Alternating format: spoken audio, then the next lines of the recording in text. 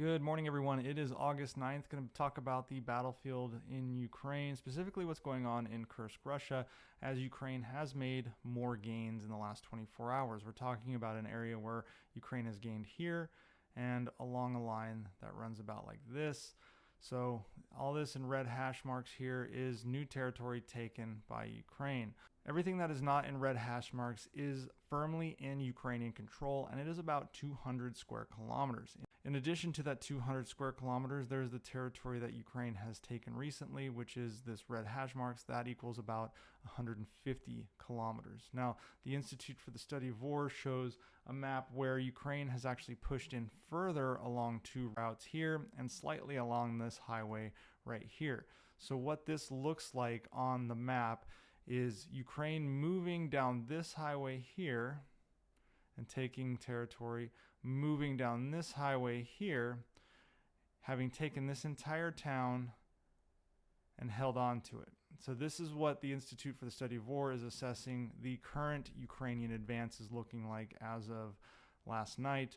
No confirmation on if they're holding territory here, but what I suspect is their attempt is to take this town and then come back down and seal this off here, as well as sealing this town off here, and then potentially creating a salient here that they can move outward and seal off the area across the board, creating a large swath of territory. Unsure if they are capable of doing that. I've heard that there is as many as 8 brigades currently in this fight from Ukraine. That would put the total troop numbers at anywhere between 4,500 and 10,000 troops. These numbers are purely estimates coming from open source intelligence sources. Ukraine has not officially said what they have thrown into this fight, nor should they. So anyone that says they absolutely know is probably lying. I'm still unsure of the tactical significance or strategic significance of taking this territory. There's a couple of things to think about when we zoom out. Yes, there is a nuclear power plant. It is right here. Yes, there are rail networks. They run along here, but we're talking some very significant distances. And if I put that bubble back where I originally said, we're looking at something like that. So getting all the way to those to impact something is unlikely.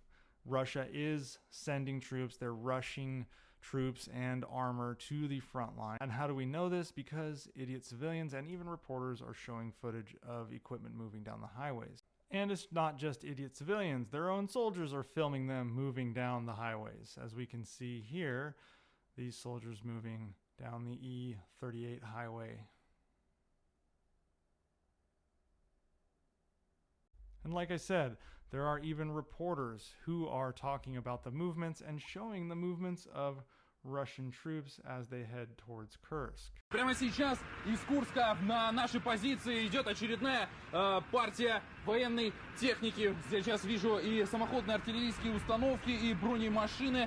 Все для того, чтобы укрепить позиции наших бойцов, которые прямо сейчас выбивают из Курской области формирование ВСУ. Now this is easy for any military, or really anyone with a computer, to geolocate. In fact, I geolocated it. It is actually right here, where the E38 and 105 intersect. Here's that sign. So they're showing their movements.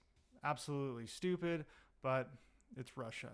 And because the footage is easy to geolocate, we are seeing the Ukrainians conduct very specific strikes on the routes that Russia is using currently, to great effect, as we can see here. Now, there is no telling how long this fight is going to take, but it seems that Russia is taking it a little bit more seriously as they are moving heavy equipment in, but they're also being very hush-hush about what the implications are. In fact, Vladimir Putin held a Security Council meeting and didn't speak about Kursk whatsoever. He spoke only about terrorism across Russia, and that means he is likely very nervous about what is taking place in this region. But I'll keep an eye on the situation and provide updates as necessary.